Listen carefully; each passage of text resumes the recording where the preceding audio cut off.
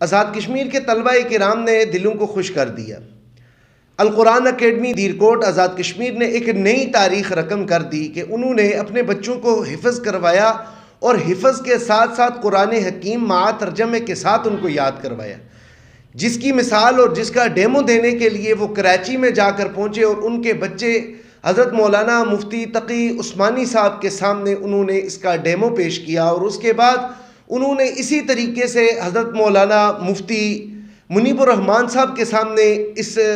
اپنے حفظ کا اور مع ترجمے کا ڈیمو پیش کیا، جس پر یہ بڑی بڑی شخصیات، یہ آزاد کشمیر کا یقیناً ایک حسن بھی ہے اور یہ ہمارے لیے اعزاز کی بات بھی ہے کہ اتنے بڑے علماء کرام کے سامنے جا کر